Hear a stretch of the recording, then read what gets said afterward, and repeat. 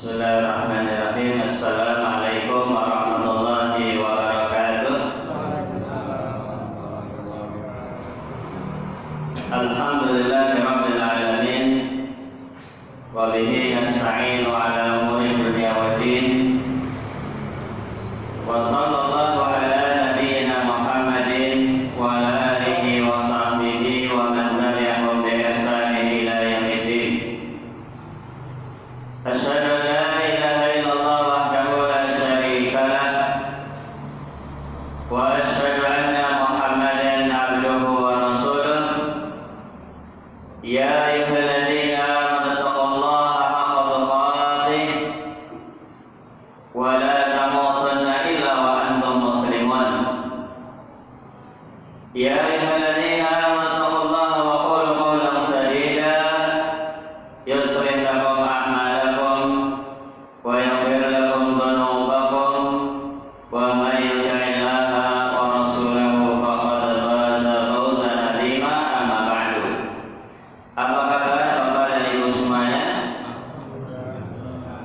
Sehat ya? Saya doakan semoga saya dan Bapak Ibu semuanya, saudara dan saudariku kaum muslimin dan muslimat, selalu diberikan kesehatan oleh Allah Subhanahu wa taala, diberikan keberkahan umur dan dimudahkan dalam segala urusan. Bapak dan Ibu, saudara dan saudariku kaum muslimin dan muslimat, jamaah Masjid Al-Barkah rahimani wa rahimakumullah. Tema pengajian kita pada kesempatan malam hari ini adalah bekal indah untuk Ramadan berkah. Apa judulnya? Bekal indah untuk Ramadan berkah. Itu kipasnya tolong dimatikan saja yang bunyi. Ya, karena pada malam hari ini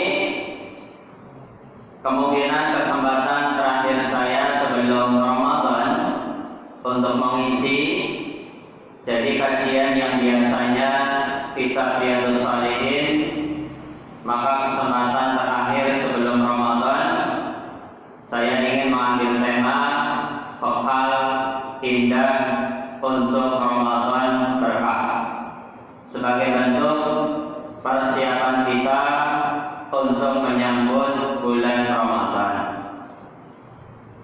Malam hari ini kita masuk tanggal 11 Sya'ban 1446 Hijriah atau bertepatan dengan tanggal 9 Februari 2025.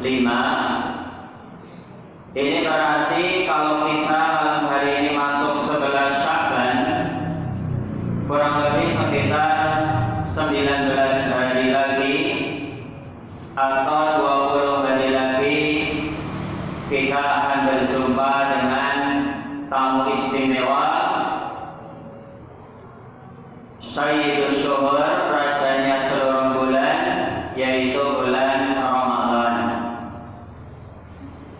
Dan Ramadan itu pasti akan datang, baik kita masih ada ataupun sudah tidak ada. Karena rahasia umur itu adalah perkara gaib, tidak ada yang tahu kecuali hanya Allah Subhanahu wa taala. Kam min alilin atau kam min sahihin mata min ghairi illatin. Seorang penyair pernah berkata, betapa banyak orang yang sehat mati secara tiba-tiba tanpa ada sebab, tanpa ada penyakit sebelumnya. Wa kam min alilin asha baina min adari. Dan betapa banyak orang yang sudah sakit-sakitan ternyata dia masih hidup untuk beberapa waktu lamanya. Jadi sekali lagi, umur adalah perkara gaib. Tidak ada yang menjamin bahwasanya kita akan bisa berjumpa dengan bulan Ramadan. Tapi kita berdoa dan berharap kepada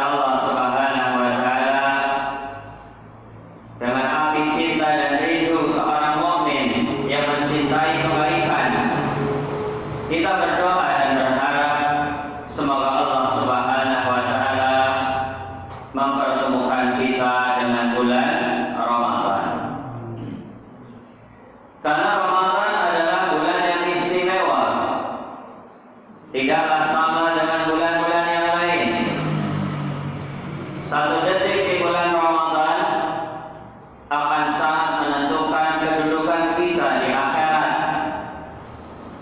Satu detik di bulan Ramadan akan menentukan kedudukan dan tingkatan kita di surga ya Allah Subhanahu wa Ta'ala. Semoga Allah memasukkan kita semuanya ke dalam surga. Amin. Dan malam hari ini kita akan membahas bekal-bekal apa saja yang harus kita siapkan agar kita lebih siap untuk menyambut Ramadan. Dan orang-orang yang berlomba dalam perkara dunia, misalnya lomba lari, lomba renang, lomba menunggang kuda atau yang lainnya, mereka sebelum berlomba itu sudah persiapan jauh-jauh hari, bisa berbulan-bulan atau bahkan bertahun-tahun mereka persiapan. Tentunya orang yang cuma persiapan beberapa hari sebelum lomba kemungkinannya lebih kecil dibandingkan orang yang lebih lama persiapannya. Maka kita berharap kepada Allah Subhanahu wa Ta'ala, semoga dengan bekal-bekal yang akan kita pelajari, kita masuk Ramadan sudah benar-benar siap, baik lahir maupun batin. Bekal apa saja yang harus kita siapkan? Sekurang-kurangnya ada 4. Saya sebutkan 4 bekal tersebut terlebih dahulu, baru insya Allah akan kita bahas satu persatu dari 4 bekal tersebut.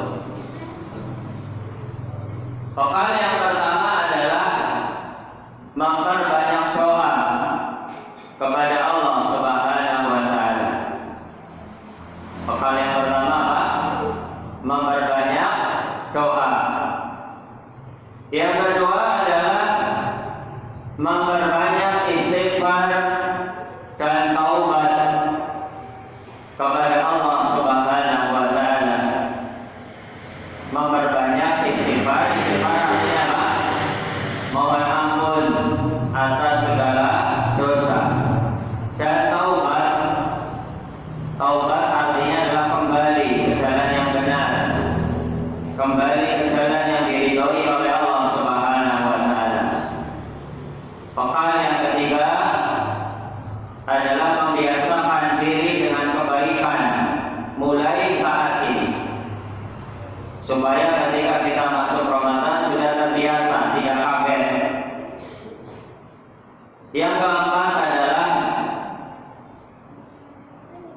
membekali diri dengan ilmu tentang ibadah di bulan Ramadan. Jadi 4 bekal yang harus kita siapkan mulai dari sekarang supaya kita bisa mengisi hari-hari Ramadan dengan sebaiknya dan keluar dari Ramadan dosa-dosa kita sudah diampuni oleh Allah Subhanahu wa Ta'ala, sehingga keluar dari Ramadan kita bersih dari dosa seperti bayi yang lahir dari rahim ibunya. Bekal yang pertama tadi adalah apa? Memperbanyak doa. Maksudnya adalah doa memohon kepada Allah Subhanahu wa Ta'ala agar umur kita betul-betul disampaikan kepada bulan Ramadan. Umur kita dipanjangkan oleh Allah Subhanahu wa Ta'ala sehingga kita bisa ketemu dengan bulan Ramadan dan bisa mengisi hari-hari Ramadan dengan ibadah dan amal saleh.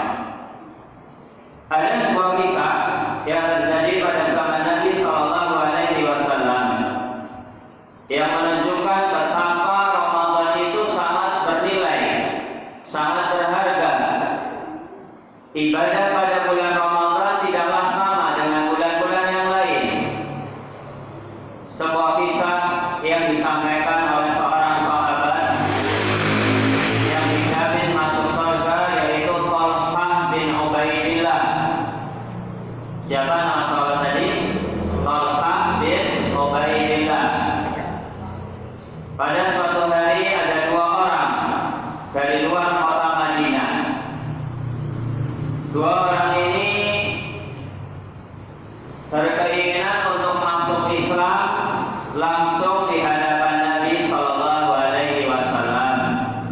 mengucapkan dua kalimat syahadat langsung dibimbing oleh Nabi Muhammad SAW. Setelah dua orang ini masuk Islam, lalu dipersaudarakan oleh Rasulullah dengan sahabat Thalqah ini yang cerita. Jadi salah satu strategi Nabi, orang-orang yang datang dari luar kota Madinah, mereka masuk Islam supaya mereka tidak terlantar, supaya mereka tidak kebingungan. Mereka akan dipersaudarakan dengan penduduk asli Madinah, yaitu kaum Ansor. Dua orang sahabat ini dipersaudarakan dengan Thalqah, diberikan tempat tinggal, diberikan pekerjaan dan sebagainya. Thalqah kemudian cerita, sahabat yang pertama orangnya itu rajin sekali dalam ibadah, sangat rajin, ibadah-ibadah wajib dan ibadah-ibadah sunnah. Sedangkan yang kedua itu ibadahnya biasa-biasa saja. Dia rajin tetapi tidak serajin sahabat yang pertama.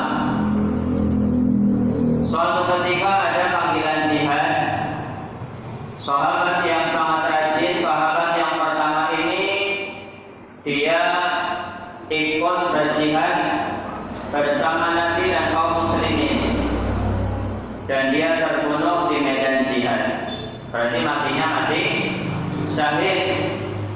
Orang yang mati syahid mendapatkan 7 keistimewaan.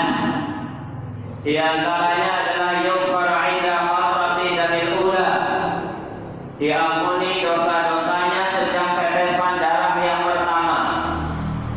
Begitu darah itu menetes yang pertama kali, dan nanti dia mati syahid dengan sebab luka yang dia derita di medan jihad tersebut, dia sudah diampuni dosa-dosanya sejak tetesan darah yang pertama. Keistimewaan yang lain adalah akan dinikahkan dengan 72 bidadari. Keistimewaan yang lain bisa memberikan syafaat atau pertolongan kepada 70 anggota keluarganya, istrinya, anaknya, orang tuanya, saudara-saudaranya, pamannya, bibinya. 70 orang dicatat bisa diberikan syafaat oleh orang yang mati syahid. Dan keistimewaan yang lainnya, ini sahabat yang pertama mati syahid di medan perang. Sedangkan sahabat yang kedua umurnya lebih panjang 1 tahun, karena dia nggak pergi medan jihad, dia juga bekerja seperti biasa. Ternyata umurnya lebih panjang berapa tahun? 1 tahun. Dia meninggal karena sakit, meninggal di atas tempat tidurnya karena sakit. Lalu pada suatu malam, Thalqah bin Ubaidillah ini bermimpi berdiri di depan pintu surga bersama 2 orang yang tinggal di rumahnya. Ya, 2 orang yang tadi itu yang sudah meninggal dipertemukan dengan Thalqah di depan pintu surga. Lalu keluarlah malaikat dari dalam surga mengajak salah satu dari keduanya untuk masuk ke dalam surga. Dua-duanya masuk surga, tapi ada yang lebih dulu. Mereka tidak bersamaan. Ternyata yang masuk surga lebih dulu adalah siapa? Orang yang mati syahid atau orang yang mati di atas kasurnya cuma umurnya lebih panjang 1 tahun. Siapa? Ternyata orang yang mati di atas kasurnya umurnya lebih panjang 1 tahun. Setelah dibawa masuk, tidak begitu lama atau sekian waktu kemudian keluar lagi malaikat mengajak orang yang mati syahid ke dalam surga setelah yang mati di atas kasurnya. Lalu malaikat itu keluar untuk yang ketiga kalinya. Tinggal siapa di depan pintu surga? bin Ubaidillah, orang yang bermimpi, orang yang masih hidup. Malaikat itu mengatakan, irji, pulanglah kamu, belum saatnya kamu masuk surga. Seketika itu dia bangun kaget dan dia memikirkan tentang mimpinya. Mimpi saya ini mimpi yang betul atau hanya sekadar bunga tidur, atau mimpi yang memiliki makna? Karena mimpi sebagaimana sabda Nabi Shallallahu Alaihi Wasallam, mimpi di dalam Islam itu ada 3 macam. Ar-ru'ya salasatun, mimpi itu ada 3. Yang pertama, busra minallah, mimpi yang benar, kabar gembira dari Allah Subhanahu wa Ta'ala. Mimpi yang benar, kabar gembira dari Allah Subhanahu wa Ta'ala. Yang kedua adalah takhwifun minasyaitan, mimpi buruk yang semuanya itu datang dari setan untuk menakut-nakuti manusia. Jadi semua mimpi buruk, mimpi dikejar-kejar anjing, mimpi digigit ular, mimpi ketemu orang gila, mimpi ketabrak mobil, mimpi terjun ke jurang, itu kan mimpi-mimpi buruk. Setelah bangun biasanya apa? Kita merasa sedih, merasa takut, merasa khawatir. Jangan-jangan mimpi itu menjadi kenyataan. Bahkan belum bangun saja kita sudah kos-kosan, misalnya dikejar anjing, dikejar orang gila. Belum bangun kita sudah ngos-ngosan. Semua mimpi buruk datangnya dari siapa? Dari setan. Tujuannya apa? Tujuannya adalah untuk membuat manusia takut, membuat manusia itu sedih. Makanya kalau mimpi buruk itu jangan dipikirkan, ya, jangan dipikirkan, jangan diceritakan. Segera dia meludah ke kiri 3 kali, ya, dan membaca ta'awudz, a'udzubillahi minasyaitonir rajim. Aku berlindung kepada Allah dari godaan setan yang terkutuk, ya. Meludah ke kiri 3 kali dan membaca ta'awudz juga 3 kali. Kemudian merubah posisi tidurnya. Tadinya mungkin kepalanya di utara, geser pindah ke sebelah selatan atau timur atau barat. Intinya berubah posisi. Itu mimpi yang kedua, takhwifun minasyaitan, mimpi buruk yang datangnya dari setan. Mimpi yang ketiga adalah haditsun nafsin, bisikan jiwa. Jadi orang sebelum tidur dia punya pikiran apa, kemudian pikiran itu ke bawah sampai mimpinya. Itu namanya haditsun nafsin, bisikan jiwa. Contoh sebelum tidur dia kepingin makan sate misalnya, ternyata nggak kesampaian. Yang di rumah adanya cuma sate juga, tapi sayur tempe atau sayur terong sama-sama sate, cuma bukan daging. Dia kepingin tuh, tapi nggak kesampaian. Akhirnya ke bawah mimpi. Di dalam mimpinya dia makan sate. Mimpi lebih baik makan sate tapi mimpi atau sayur tempe tapi nyata. Ya orang itu mimpi karena apa? Ke bawah itu kata orang Jawa itu. Ya, ke bawah itu, ke bawah pikiran. Itu namanya haditsun nafsin. Sebelum tidur dia mimpi ketemu anaknya yang lagi di pondok. Ya, sudah sekian bulan gak bisa ketemu. Kemudian dia kepikiran sebelum tidur, di dalam tidur mimpi ketemu anaknya. Itu namanya haditsun nafsin. Lah, Talha bin Ubaidillah kemudian datang kepada Nabi Shallallahu Alaihi Wasallam menceritakan tentang mimpinya. Saya mimpi ketemu dengan 2 orang sahabat yang saya tampung, yang masuk surga dulu kok ternyata orang yang mati di atas kasur. Orang yang mati syahid masuk surganya belakangan. Ini gimana ya Rasulullah?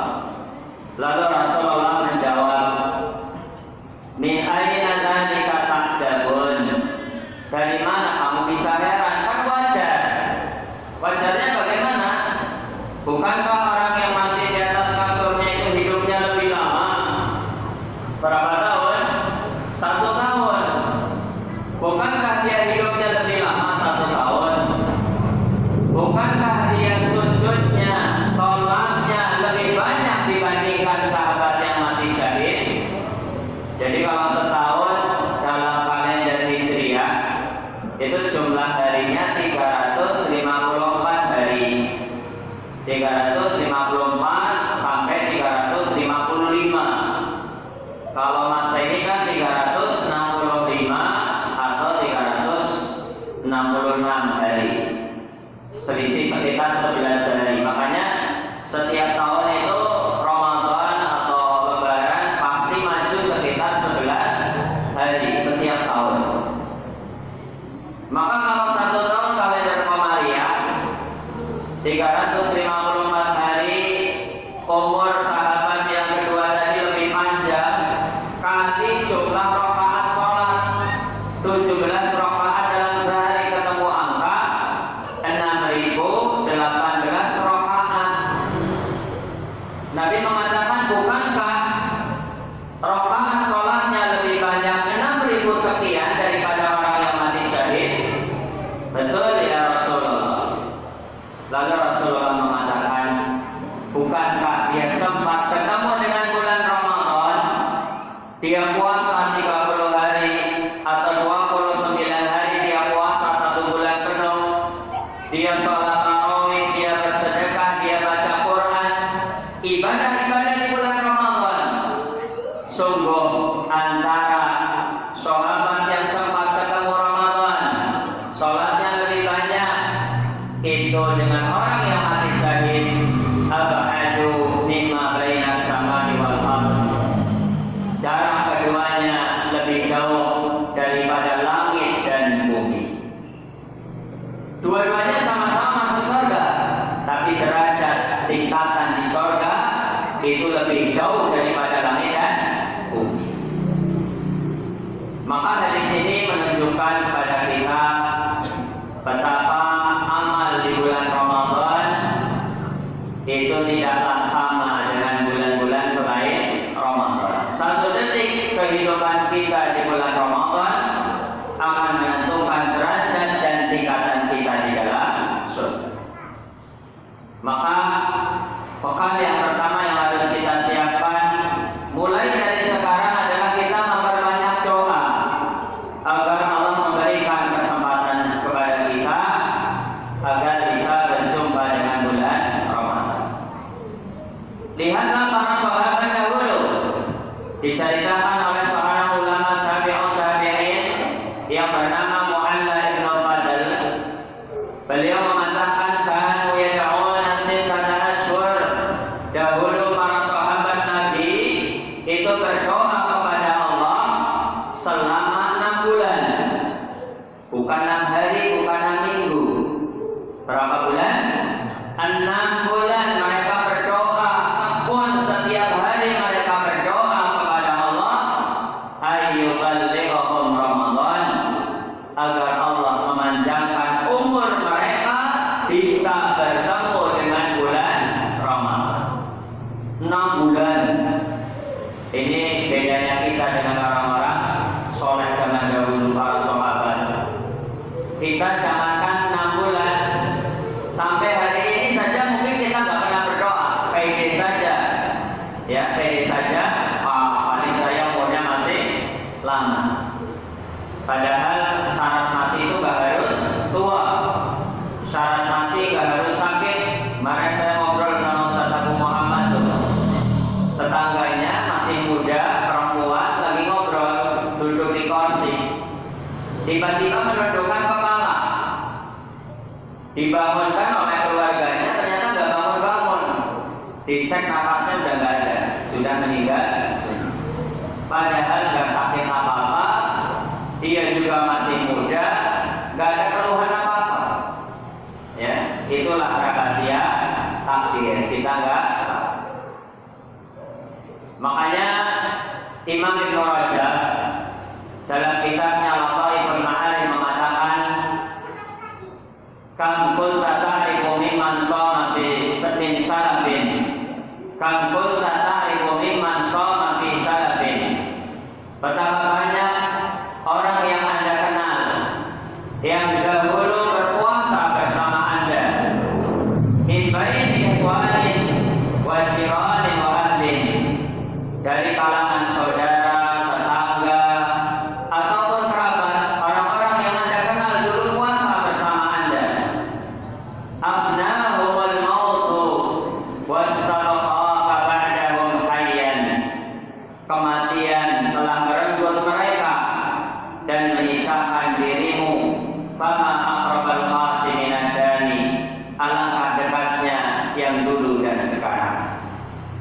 Ya, jadi kanu yad'una sittata asyhur ayyuballighahum Ramadan. Para sahabat dahulu berdoa 6 bulan lamanya agar umur mereka disampaikan kepada bulan Ramadan. Wa yad'una sittata asyhur, dan berdoa 6 bulan sisanya, karena tahun itu 1 tahun terdiri dari 12 bulan. Dan para